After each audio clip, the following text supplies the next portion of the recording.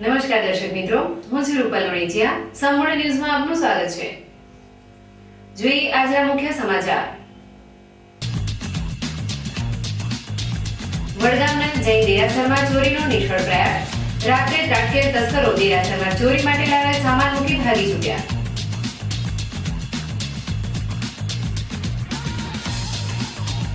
લાંચના ગુનામાં ઝડપાયેલ પાલનપુર ટીડીઓ સબ જેલમાં ધકેલાયા. નામદાર કોર્ટે આરોપી ટીડીઓના જામીન મંજૂર કર્યા. દીવદરમાં ગટરની સમસ્યાથી પ્રજાજનો હેરાન પરેશાન. તંત્ર દ્વારા કોઈ પગલાં ન લેવાતા લોકોની પંચાયતમાં ઉગ્ર રજૂઆત.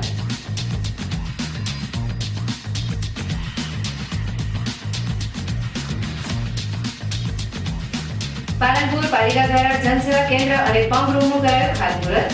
લોકોને પાલિકા કચેરીમાં જનસેવા કેન્દ્રનો મળશે લાભ. સંપૂર્ણ ન્યૂઝ આપની આંગળીના ટેરવે. ઇન્ટરનેટ ઉપર સંપૂર્ણ ન્યૂઝ જોવા લોગિન કરો www.youtube.com/સંપૂર્ણ જોઈએ સમાચારો વિગતવાર. વડગામ પંથકમાં જાણે શિયાળાની ઋતુ દરમિયાન તસ્કરોના નિશાના પર હોય તેમ અવારનવાર ચોરીના બનાવો બની રહ્યા છે. જેમાં રૂપાલ ગામે જૈન દેરાસર સહિત 3 મંદિરની ચોરી, ત્યારબાદ એક કરિયાણાની દુકાનમાં તસ્કરીની હજી તો શાહી પણ સુકાઈ નથી. ત્યાં ફરી ગત રાત્રે વડગામ ખાતે આવેલ જૈન દેરાસરના તાળા તૂટતા લોકો ભયભીત બની ગયા છે. જોકે આ બનાવમાં ચોરીનો પ્રયાસ નિષ્ફળ રહેતા લોકોની સાથે પોલીસે રાહતનો શ્વાસ લીધો છે. તાલુકા મથક વડગામ ખાતે મેઇન બજારમાં જૈન દેરાસર આવેલું છે, જેને તસ્કર ગેંગે ચોરી માટે ગત રાત્રે ટાર્ગેટ બનાવ્યું હતું. જેમાં રાત્રે દેરાસર ખાતે ત્રાટકેલા તસ્કરોએ ચોરીને અંજામ આપવા કરવત વડે દરવાજો કાપવાનો પ્રયાસ કર્યો હતો. જેમાં તેમને સફળતા ન મળતા તેઓ ચોરી માટે લઈ આવેલ ઓજાર અને બેગ મૂકીને ભાગી છૂટ્યા હતા. જોકે આ દેરાસરની સુરક્ષા માટે મંદિરમાં ઓટોમેટિક સાયરન અને રાત્રે મંદિરના દ્વાર ખુલતા જ બહાર રહેતા ટ્રસ્ટીઓને મોબાઈલ ઉપર મેસેજ મળવાની આધુનિક સિસ્ટમ વસાવેલી હોય.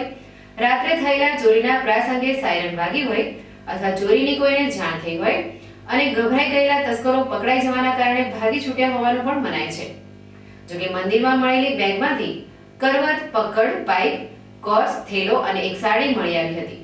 આ સામાન નવો હતો, જેનો પ્રથમવાર ઉપયોગ કરવામાં આવતો હોવાનું જણાતા આ ચોર નવા નિશાળા હોવાનું પણ ચર્ચાઈ રહ્યું છે.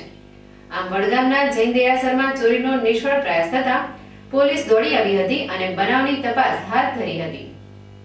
શંકર ત્રિવેદી, અહીંયા વડગામ જૈન દેરાસરનો પૂજારી, અને સવારે હું મારા ઘરથી 6:45 લગભગ દેરાસર ખોલવા માટે સવારે આવ્યો રહે નીતિનિયમ મુજબ રોજના. એટલે દેરાસર ખોલ્યું, રિમોટ સિસ્ટમથી ખોલ્યું અને અંદર પ્રવેશ કર્યો તો અંદરના સાઈડના દરવાજાની અંદરથી અજવાળું આવતું જોયું. કે અજવાળું જોયું એટલે અંદર એમ કે તૂટેલું જોયું, તો તૂટેલું જોયું. સાઈડમાં આવીને જોયું કે બાજુના દરવાજા બધું તોડેલું હતું, કોસને બીજન ત્રીજું પડી છે તે. અને અંદર જોયું તો ગંભારોને બધો અકબંધ હતો, અહીંથી કંઈ ચોરીનો માલ ગયો એવું લાગતું નહોતું. સતત તાત્કાલિક અહીંયા બાજુવાળાનું જગાડીને અહીંયા બેહારી અને હું ટ્રસ્ટી એક કાકા હતા, નાથા કાકા, એમના ત્યાં રૂબરૂ જઈને જાણ કરી આવ્યો. પછી મુંબઈ અને સુરત ફોન દ્વારા જાણ કરી. એ લોકો કે અમે આવીએ છીએ અને આગળની કાર્યવાહી કરીશું. પાલનપુર પૂર્વ પોલીસે ગત સાંજના સમયે સદરપુર ચોકડી નજીકથી વિદેશી દારૂ સાથે એક યુવકને ઝડપી પાડ્યો હતો. અમીરબાગમાં રહેતા આ યુવક પાસેથી ₹7,900 નો પરપ્રાંતીય દારૂ મળી આવતા તેની વિરુદ્ધ પ્રોહિબિશન ધારા મુજબ કાર્યવાહી હાથ ધરવામાં આવી છે. પાલનપુરના અમીરબાગ વિસ્તારમાં રહેતો ગોવિંદ રઘનાથ ઠાકોર નામનો યુવક ગત સાંજના સમયે વિદેશી દારૂ સાથે સદરપુર ચોકડી નજીકથી પસાર થવાનો છે તેવી બાતમીના આધારે પશ્ચિમ પોલીસની ટીમે વોચ ગોઠવી અમીરબાગના ગોવિંદ ઠાકોરને ₹7,900 ની કિંમતના 63 નંગ વિદેશી દારૂની બોટલ સાથે ઝડપી પાડ્યો હતો. જોકે આ યુવક છેલ્લા કેટલાય સમયથી છાને છુપે વિદેશી દારૂનું વેચાણ કરતો હતો, જેમાં તેનો એક મિત્ર પણ તેને સહયોગ આપતો હોવાનું આરોપી ગોવિંદે જણાવ્યું હતું. જોકે પાલનપુર પશ્ચિમ પોલીસ મથકની હદમાં ડગલે ને પગલે દેશી વિદેશી દારૂનું વેચાણ થઈ રહ્યું છે, ત્યારે પોલીસ શહેરમાં બેરોકટોક ચાલતા દારૂના કારોબારને બંધ કરાવે તે જરૂરી છે.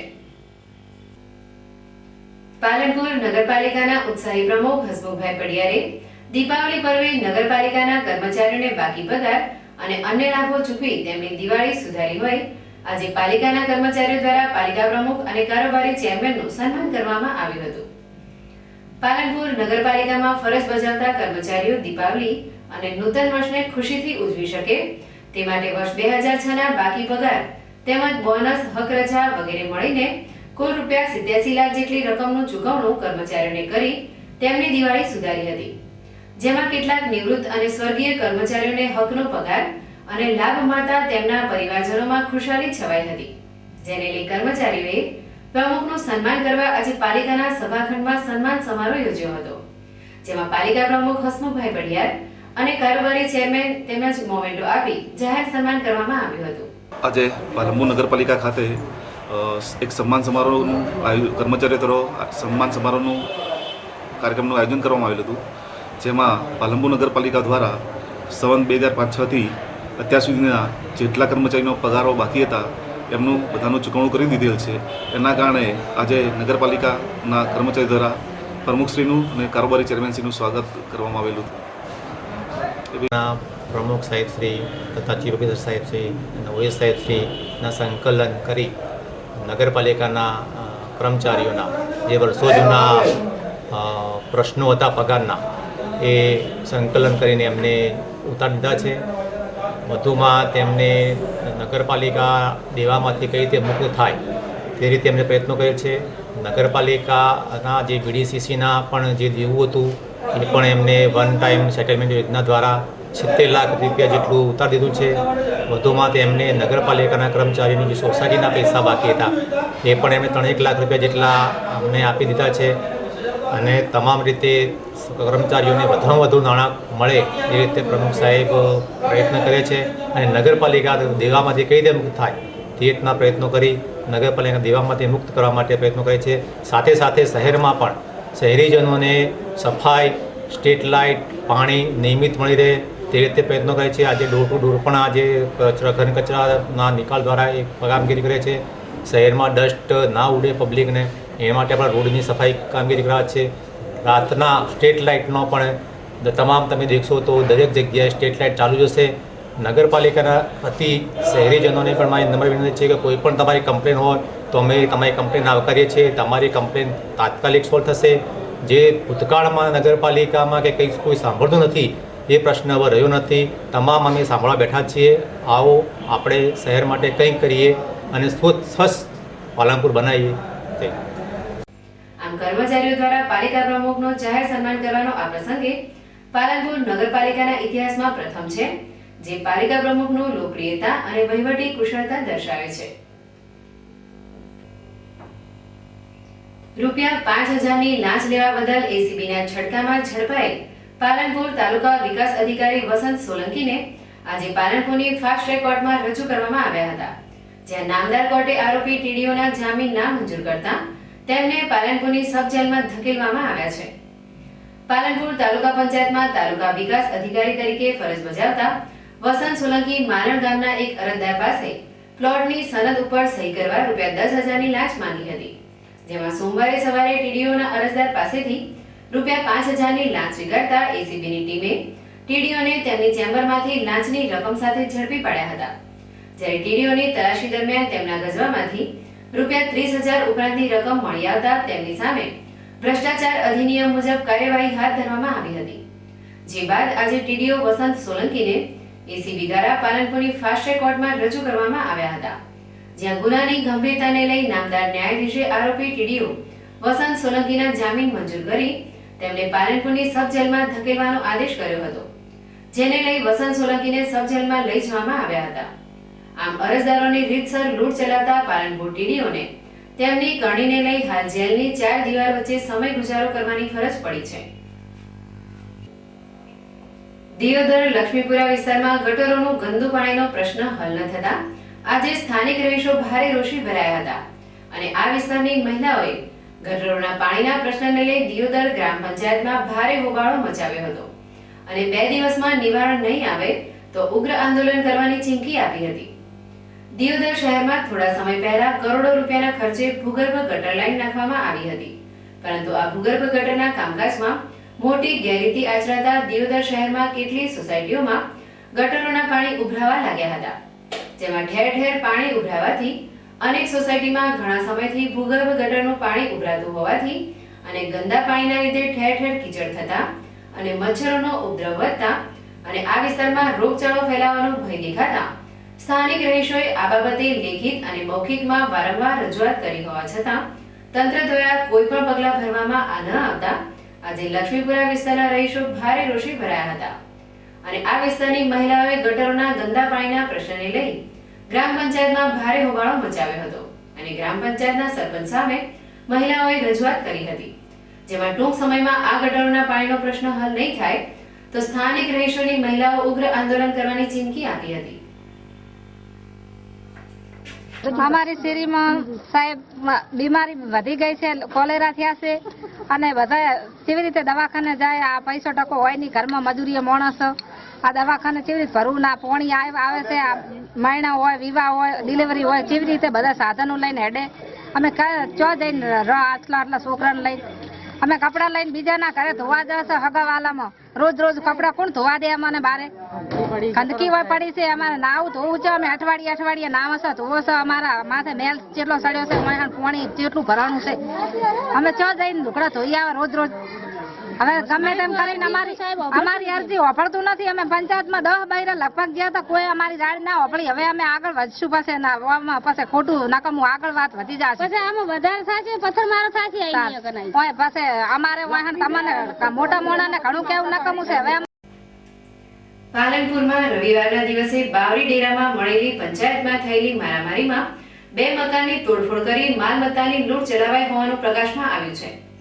શહેરના માનસરોવર રોડ પર આવેલા બાવરી ડેરામાં રહેતા મુલાયમભાઈ શ્રી કિશનભાઈ બાવરીની દીકરીના ચેનચાળા કરવાના બાબતે રવિવારે બાવરી સમાજની પંચાયત મળી હતી, જેમાં આક્ષેપ પ્રતિ આક્ષેપો વચ્ચે 2 જૂથ વચ્ચે મારામારી થઈ હતી, જેમાં ઉશ્કેરાયેલા કાળાભાઈ લક્ષ્મણભાઈ, મનસુખભાઈ લક્ષ્મણભાઈ, અજીત અમૃતભાઈ, રવિ લક્ષ્મણભાઈ, ગોરધન કિશોરભાઈ સહિત 15 વ્યક્તિના ટોળાએ મુલાયમ શ્રી કિશનભાઈ બાવરી અને તેમના નાના ભાઈ રાજુ શ્રી કિશનભાઈ બાવરીના મકાનની તોડફોડ કરી હતી, જેમાં મુલાયમભાઈએ પોતાના સંતાનના લગ્ન માટે મકાનમાં રાખેલ ₹90,000 અને રિક્ષાની ખરીદી માટે રાજુભાઈએ પોતાના મકાનમાં રાખેલ ₹1.20 લાખની ટોળાએ લૂંટ ચલાવી માલ સામાન ફેંકી દીધો હતો.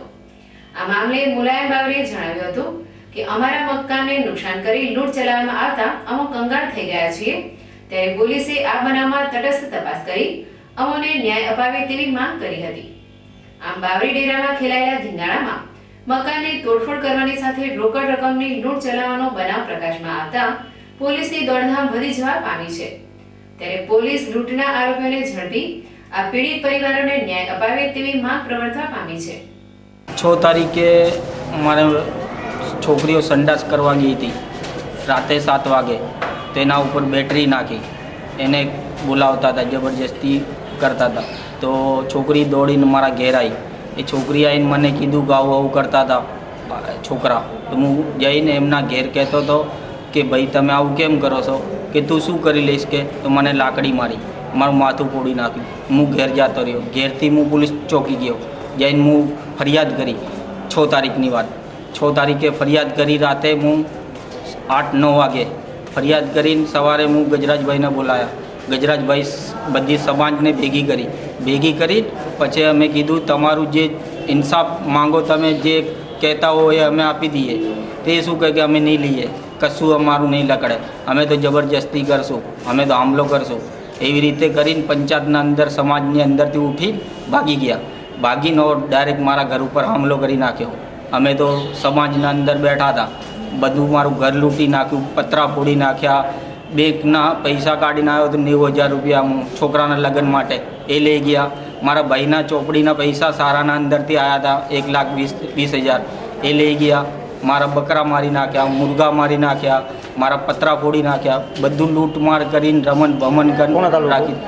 એ આવા નહીં. અમારા 2 ભાઈ છે, 2 ભાઈ અંદર થાણાના અંદર લોકઅપમાં પડ્યા છે. 2 ભાઈ અમે છું, અમે અહીંયા આગળ દવાખાને દાખલ છું. પોલીસ આવીને અમને જે કહે એ અમને મંજૂર છે.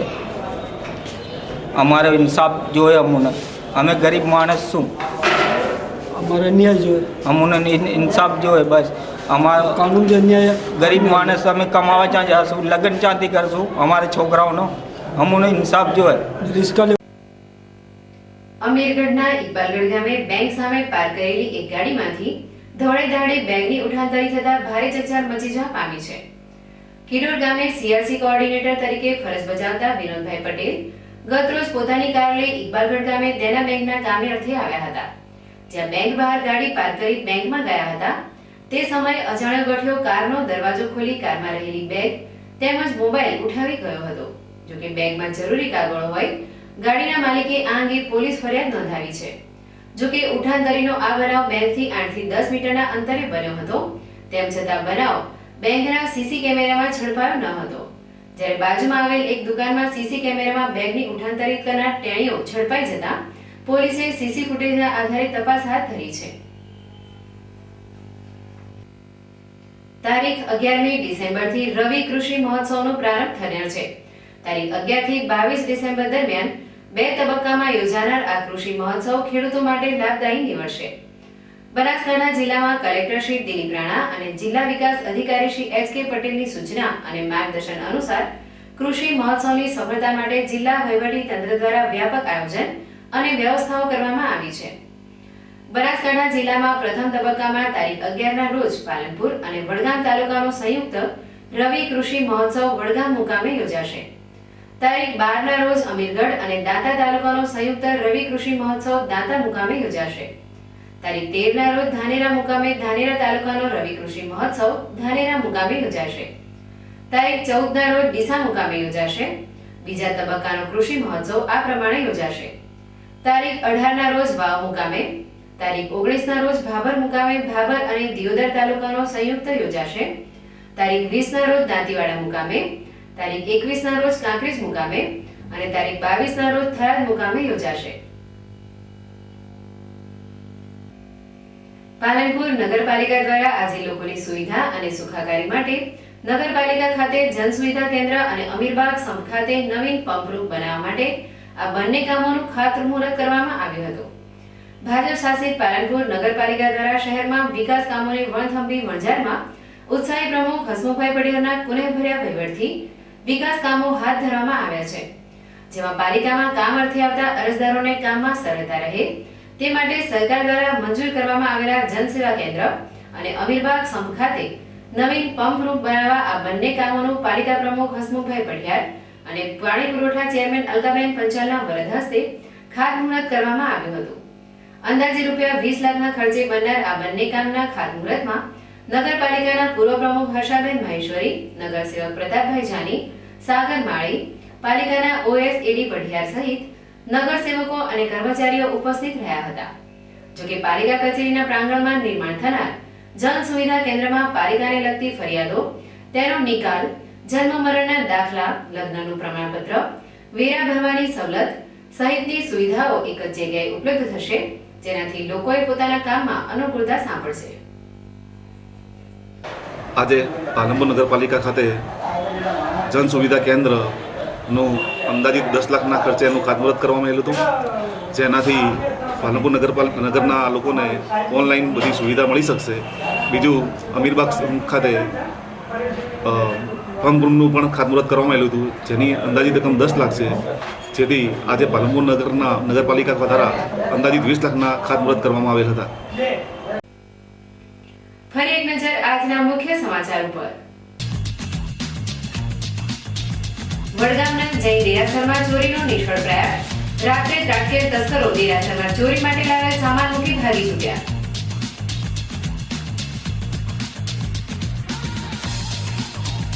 લાંચના ગુનામાં ઝડપાયેલ પાલનપુર ટીડીઓ સબ જેલમાં ધકેલાયા. નામદાર કોર્ટે આરોપી ટીડીઓના જામીન નામંજૂર કર્યા. દિયોદરમાં ગટરની સમસ્યાથી પ્રજાજનો હેરાન પરેશાન. તંત્ર દ્વારા કોઈ જ પગલાં ન લેવાતા લોકોની પંચાયતમાં ઉગ્ર રજૂઆત.